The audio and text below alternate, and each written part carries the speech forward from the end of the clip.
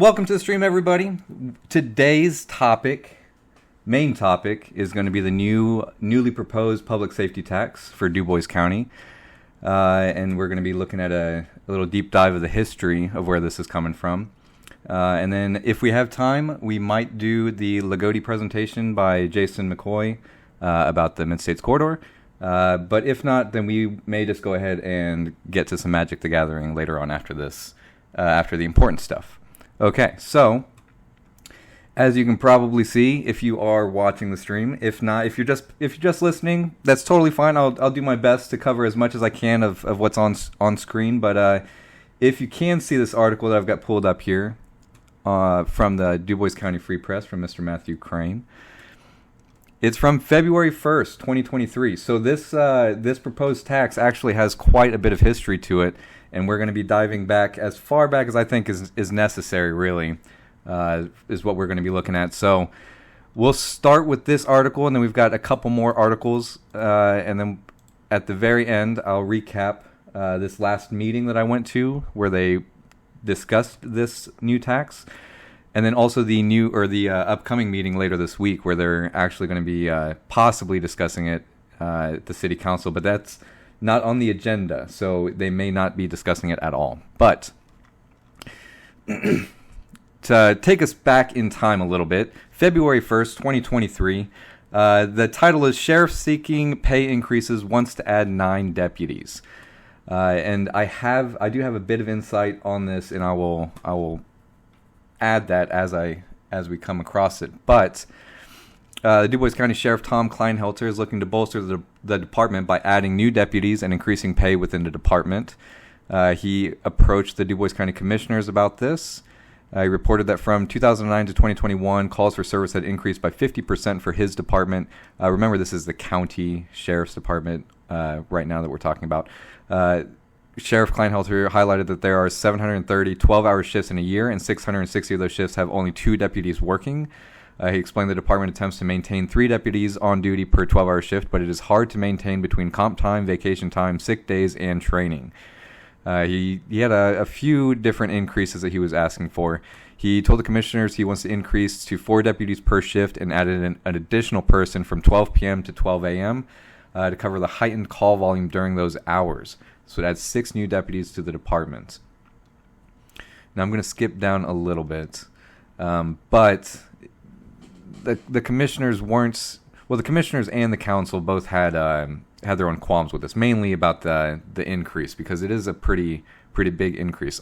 Here we go. On Monday, the council heard a request from the sheriff's office to increase wages by about 25% for the department by adding about $307,000 to the 2023 budget. Sheriff Kleinhelter ran into a bit of a roadblock with the council as they considered the impact of adding that amount to a budget that is only a month into the year. Chief Deputy Jesus Monarez gave a presentation outlining the pay increases that have occurred since 2009. These run between, he also compared the current salaries to other local law enforcement agencies. These run between 30 and 40% higher than the county sheriff's office. Let's see here. Since 2009, the salaries increased from $41,000 to $55,000, while the department received an 11% pay raise in 2019 based on a wage study the county conducted. The increases over that period of time were designed to match the cost of living increase. Okay.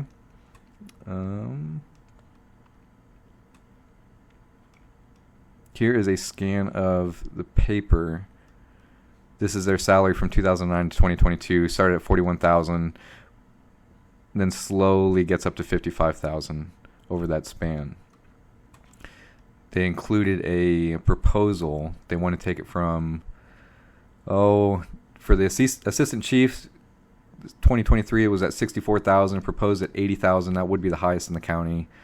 I feel like a few of these are a little bit high. Maybe not high, but in regards to the rest of the departments in the county, they are the highest, I believe. But he wants to do that to make sure that they're competitive, I believe. While not included in the presentation, Monarez said that the ISP were expected to get major pay raise this year as well, proposing a 40% pay raise, percent increase for the state police. That is a lot. Bare minimum for ISP troopers, $70,000. We can't compete with that, he said. We're not asking for anything that's outrageous. we're just asking to be compared with our city counterparts to do the same job as we do. I feel like that's fair. Kleinhelter told the council the local department's pay rates were concerning for him since he could easily see officers leaving the sheriff's office to join those departments. My thought, quote, my thought is they can live here and go work for Jasper or Huntingburg and make significantly more. Well, that is true. Councilman Ryan Craig asked if this was a proposal for the 2024 budget, to which Kleinhelter said he would like to have it go into effect as soon as possible. Craig pushed back, asking why it wasn't included in the 23 budget the sheriff presented in July. Said he just didn't have it ready, essentially. He wants to move $200,000 from vehicle budget to help cover that for this one. The council said that that would have to be paid for in some other fashion. Here's an interesting point that this will be coming up later as we go through this. One of the options, this is from Sheriff, one of the options I presented to you guys was implementation of the public safety tax. He said there's 71 out of 92 Indiana counties that have this tax. That's what I think is a very important piece to this story. And I'll elaborate more on that later. But essentially that tax would add a 0.2% increase. It could be from 0.25%, so 1/4% up to 0.5%. And it would help fund all kinds of different departments for the county, first public safety departments. Councilman Mike Kleesner said that due to the extensive impact the additional officers and wages could have on the county and all its departments, he would probably want to have a study completed before taking any action to add the tax. Councilwoman Sonia Haas added that even if they pass the tax, those funds wouldn't become available until sometime in 2024. That's true, but I would say better late than never on that. Kleinhelter said he understood the funds wouldn't be available for 2023, but added he was attempting to support the deputies now until the tax could be implemented. Newly appointed Councilman Daryl Schmidt said he was concerned with the impact the additional staff and wages could have on the other departments in the county. 3 departments heads told me today that when I was meeting with them that's going to affect their staffing needs as well. He said, we need to do this right so there aren't any unintended consequences.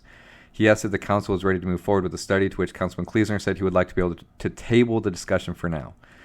So they didn't reach any definitive end on that one. So this last part. Later in the meeting, the council discussed a study to compare the wages at the Dubois County Sheriff's Office with other counties of similar size.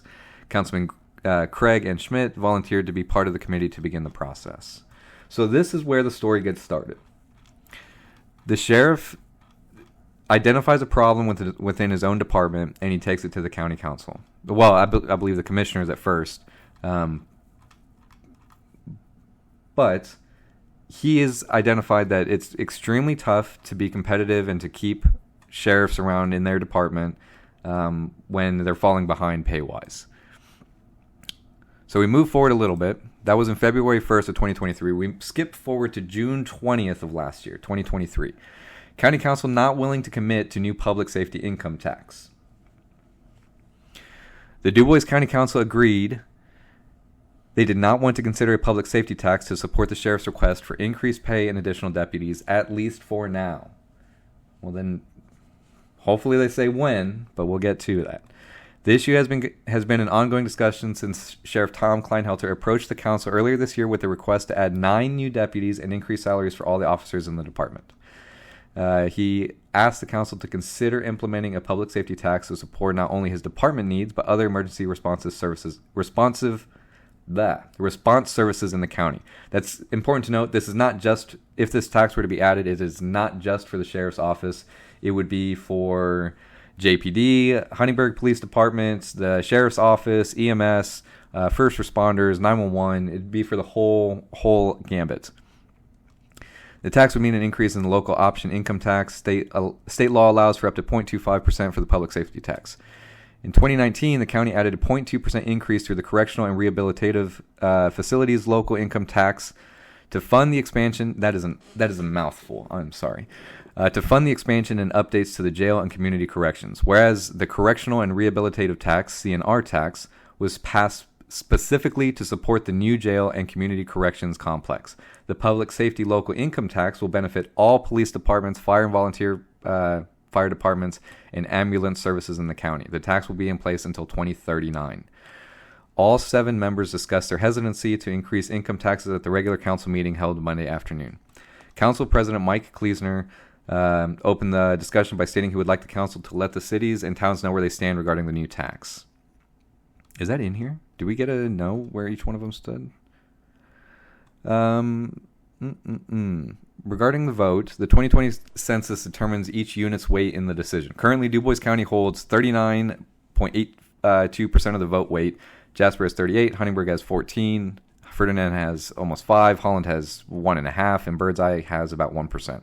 For the new tax to pass, the pro vote among the units would have to be 50.1%, an amount that could be achieved if Jasper and Huntingburg councils approved it. That is important to know as well. So when this, in regards to this tax, the way I understand it, if both the Jasper Common Council and the Huntingburg Council, City Council, decided to put it to a vote and those two councils on their own passed it, that would be enough to force the implementation across the county. So yeah, Mike even says they could get together and pass this without us. He said he was not in favor of enacting another tax. I'd like to see how we can pull our budget together and use the tax dollars that we already got after the bonds are paid. Kleesner preferred to consider increasing the local option income tax rather than using the public safety tax so that it could benefit the county as a whole rather than one specific area. Then we would have control over it. We could put it where we need it, not necessarily in one department, he said. I don't know if I agree with that, just because it's I don't believe it was going to be for one department anyway. Councilman Ryan Craig agreed with Kleesner and said he would like to see how the CNR tax plays out. I'm in favor of finding ways to support the new deputies the sheriff is asking for, but not in favor of instituting another tax. Understood. That was Councilwoman Meredith Vogel. Councilwoman Sonia Haas said she did not favor raising taxes in light of the inflation the economy is undergoing. There are so many variables out there. Until we get the jail finished, we don't really know where we stand, Councilman Daryl Schmidt said. Councilman Doug Eubelor also said the jail project weighed his decision regarding a new tax. He said it would be unfair to pass the tax to complete the jail and then further burden the taxpayers with another new tax. He added that he felt the council had been taking action to support the sheriff's office and other public safety departments. Councilman Alex Hull said he could potentially support the new tax, but that he wasn't ready to commit to it yet. Quote, I do value safety and security. $100 a year, I assume, is about the tax on a $40,000 wage earner. He is dead on with that assessment. So it's not going to be the end of the world scenario for the typical resident. I agree with Councilman Alex Hull. He said that he would likely be up to the cities and towns to decide whether the tax is passed. Councilman Vogel stated that it was important to note that the tax would benefit all the police departments, fire departments, and ambulance services in the county. In other actions, the county council improved the tax payment for Wabash Valley Foods. Okay, that's irrelevant. So, all right, story's progressing a little bit.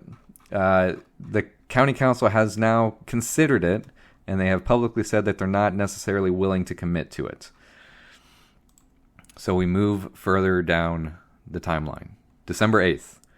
New income tax could help struggling Dubois County volunteer fire departments. With the average cost of new vehicles and safety gear increasing by 20 to 30% in recent years, local volunteer fire departments are finding it challenging to continue relying on fundraisers and township funding as their sole sources of income. Some of these, like a fire truck, aren't those things like $250,000? Like, can you imagine how many cookies you would need to sell and how many bake sales you would need to raise $250,000 to buy a new fire truck? During a recent Dubois County Fire Chiefs meeting, a member of the Dubois County Council and representatives from the city of Jasper attended to discuss those issues and the impact of a public safety tax. Indiana law allows counties to implement a tax of 0.25% to 0.5% to be added to the county's income tax rate. Funds are split between all safety and emergency services, it's law enforcement, fire departments, EMS, 911 dispatch, etc. Currently, for Dubois County, we're at 1.2%. I believe that's the same tax rate as Pike County, right next to us. 0.2% of that is the correctional and rehabilitative facilities local income tax. So we would be at 1%, but in order to help pay for the entire complex that's here in Jasper, but it serves the entire county, that's what that 0.2% tax is for, to help pay for the upgraded security center and community corrections project. Give me 1 sec.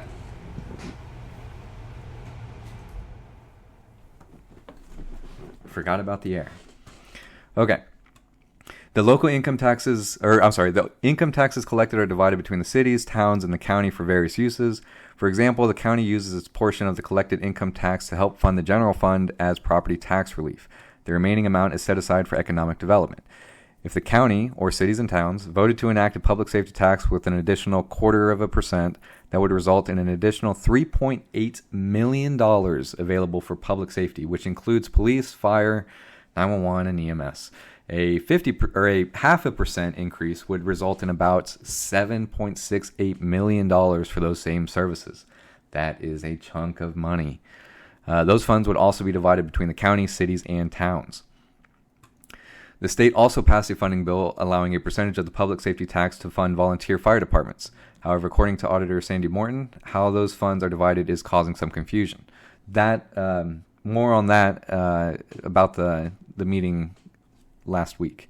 In speaking with the Department of Local Government Finance, she was told they would likely have to clarify some language in the bill so taxing entities know how the funds will be dispersed. Currently, the funds are divided by the amount of real property in a fire district. So the more rural, undeveloped fire districts with high amounts of farmland or woodland would receive a smaller portion than districts with more structures like houses and businesses. That makes sense.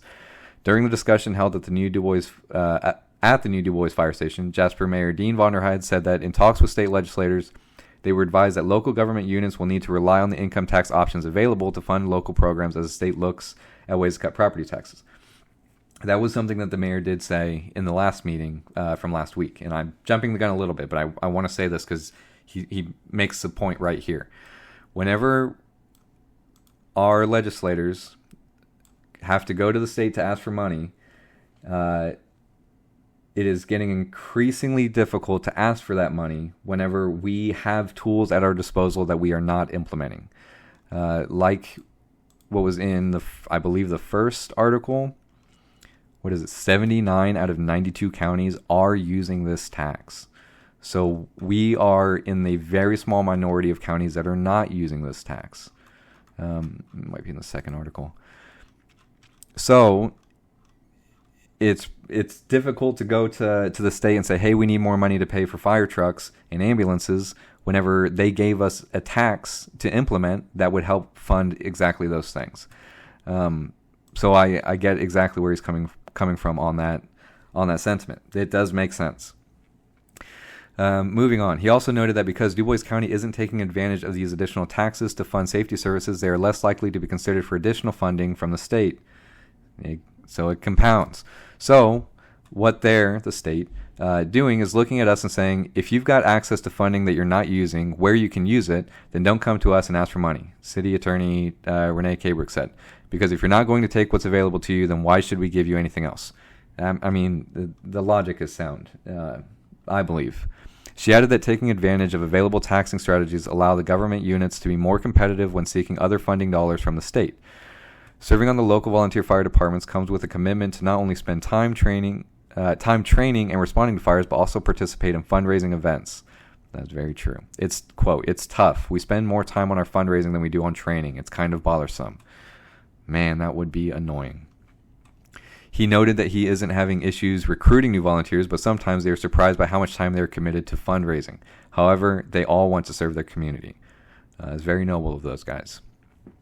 I just think it's really kind of sad that volunteer fire departments have to have fundraisers on weekends to be able to pay their operating expenses for the year, said Jasper Fire Chief Kenny Hooksang. I agree with that. A truck purchased in 1990 for $90,000 now costs $400,000. It's impossible to keep up with that, Ubelor said. We can't provide the services we want if we don't do something. To stretch the available dollars, all the departments are pushing equipment and vehicles beyond the point of consistent reliability. The question on their minds is whether they can get equipment and responders to an emergency and if that safety equipment will work when they get there. That is alarming. I've got 3 trucks from the 1990s, said Huntingburg Fire Chief Donnie Heim. These are emergency vehicles, and when people call 911, they expect us to show up. It's getting harder and harder to keep them operational. Ubelor added that the St. Anthony Department has a 1999 truck with only 14,000 miles on it, but 24 years is still 24 years. It looks like new, but because the oil sensor had a break in it, we have oil on the floor and it's out of service. He said, "How can we put a guy on the end of a hose line on a truck that might fail while he's in a building? I can't do it." Equipment, like the air packs firefighters wear while fighting a fire, entering a building, or going into a chemical spill, also has a lifespan. And the price of that equipment has increased considerably over the past 3 years. Jasper Fire Departments, in 2021, they cost $6,200 each, and today those same air packs are $8,500. I've got 31 air packs, and they are 15 years old, Heim said. Oh my God. Earlier this year, Sheriff Tom Kleinhelter asked the Dubois County Council to consider adding a safety tax to help fund the additional deputies he requested. The council was reticent about adding any new tax. However, the cities in Dubois County have the votes to pass the income tax that they wanted. Huntingburg and Jasper alone have the majority of the percentage needed to add the income tax. Celestine Volunteer Fire Department Chief Ryan Weininger, I think, said that his department is fortunate because it receives funding from the 2 townships it serves, but it's not near enough to cover the costs. We're doing what we can to stretch the dollars, but we need help. Moving forward, the chiefs plan on creating 10-year expense and replacement cost estimates for their departments so the public and councils can understand their needs to continue to provide fire and emergency services for DC. They plan on having the data pulled together by the end of January. If a tax is adopted between January and August of 2024, the new tax will appear on October pay stubs. If a new tax is passed between September and October, the tax will show up in January of 2025. Dubois County Council President Mike Kleesner said his concern is looking at a new income tax. In looking at a new income tax, is that it will impact everyone in the county, including seniors on fixed incomes. This is definitely the people who would feel this tax the most, is people who are living on fixed incomes. $100 is not a crazy amount spread over the course of a year. They said it's like $1.90 per paycheck. But for people that are already struggling to make ends meet, it would be devastating. And that's the end of that article. All right, so this article was from December 8th. We move to the recent past May 9th. The Jasper Common Council will hold a special meeting on Wednesday, May 15th, to discuss the public safety tax. These funds are split between all safety and emergency services, and here's the story. Those were the ones we covered. We've already done our homework.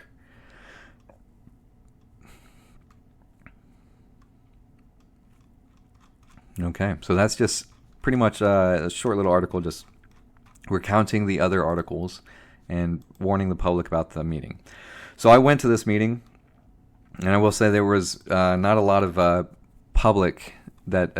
people from the public that attended. It was mainly people from departments that had skin in the game. So here's the May 15th, an article covering the May 15th. Matt had it up very quickly. Thank you, Mr. Crane. Funding local fire departments, public safety tax discussions continue. With Dubois County volunteer fire departments facing funding shortfalls, elected officials are exploring the option of adding a public safety income tax. Similar to the estimate provided by the county, implementing a public safety tax could bring in an additional $3.5 to $4 million annually for the taxing entities in Dubois County. MBA students Cole and Brandon presented their overview and impact of the proposed tax to a room full of folks. Yep, it's been discussed since early 2023. Indiana has allowed communities to add 1/4 to 0.5% to local income tax to support public safety services. 79 of the 92 Indiana counties have adopted a public safety tax. There's only 13 who have not. Since then, discussions have continued on the impact such a tax would have on the area's volunteer fire departments. With their limited funding options, these departments are running into budget issues as they attempt to update equipment and vehicles to continue to provide adequate services throughout the county. The tax could help lessen that burden. So the City of Jasper officials sought assistance from the IU Center for Rural Engagement to clarify the tax's impact in Dubois County. Based on local option income taxes collected in 2023, $18.5 million. They projected an annual increase of $3.5 to $4 million of annual funding to be shared between the county's law enforcement agencies, 911 communication services, EMS, emergency medical services, community corrections, and fire departments. Based on local economic growth metrics, the students' forecasted tax would bring in between $71 to $77.5 million over the next 15 years. Without the tax, they estimated the local volunteer fire departments alone would have a shortfall of 47 to 50 million over that same time period. Approving the tax would increase the local option income tax from 1.2% to 1.45%, equating to an additional $100 paid annually from someone making about $40,000 annually, or an additional $1.92 per weekly paycheck. So it is not much. For most people, they would not notice this tax. Most people. Like I said earlier, people on fixed incomes definitely would feel the brunt of this tax.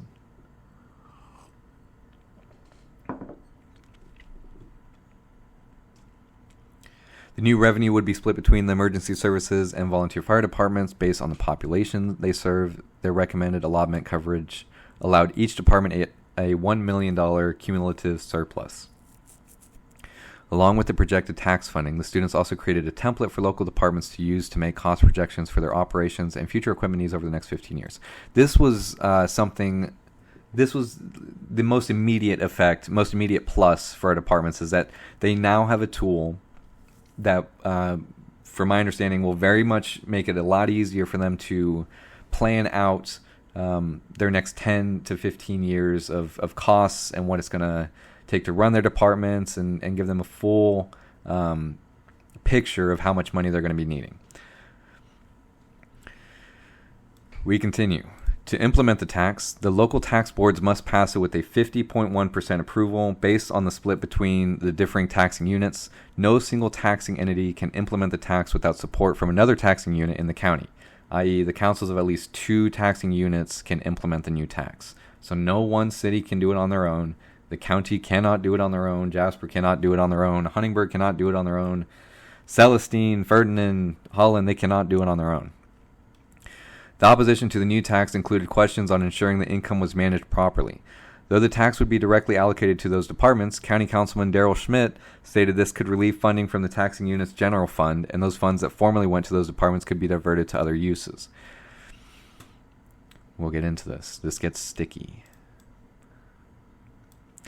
He also asked whether they had examined other avenues to supplement these funds. County Auditor Sandy Morton said they could look at reallocating economic development funds currently used as property tax relief, but this would likely impact property taxpayers. Jasper Mayor Dean Vonderheide noted that this was the avenue the state had created for funding public safety services. He added that not having the public safety tax hurt their opportunities for additional grants and funding because they weren't considering the available funding options. St. Anthony Fire Chief Scott Ubelor stated that if nothing was done, it would likely impact their ability to provide the same level of coverage. Jasper Fire Chief Kenny Hoaxang added that this could impact the area's ISO rating, which would adversely impact the insurance rates residents, businesses, and the industry pay. The Insurance Services Office ISO rating is affected by the fire coverage offered in an area. Huntingburg and Jasper both hold a Class 4 ISO rating. So the problem could compound and get worse, costing us even more money if we don't start to address it. Moving forward, the group agreed that the department should use the new forecasting template to determine their needs for future discussions regarding the public safety tax. It was also recommended that the different taxing units move forward together rather than working in opposition to each other. In closing the meeting, Mayor Vonderheide stated he was glad they had brought everyone together for their discussion. And that's it. That's what we got. Okay. So, a couple things to recap. This started as a discussion because the sheriff was looking to add 9 new deputies, as well as raise salaries, as well as probably fund a couple more things. What I find a little interesting is that the narrative of this from the beginning was more so focused on law enforcement. And as we move through the articles, it very much has shifted focus to making sure people are aware that it's not just our sheriff's office and city police departments that would be benefiting from this tax, but that at the core, the fire departments are in extreme need, in dire need, I would say, of figuring something out to help pay for stuff. That quote that something $80,000 is now $400,000 is insane to me. That costs have risen that much. And I do know that it takes them years, maybe not years, well, for vehicles maybe a year or two in advance.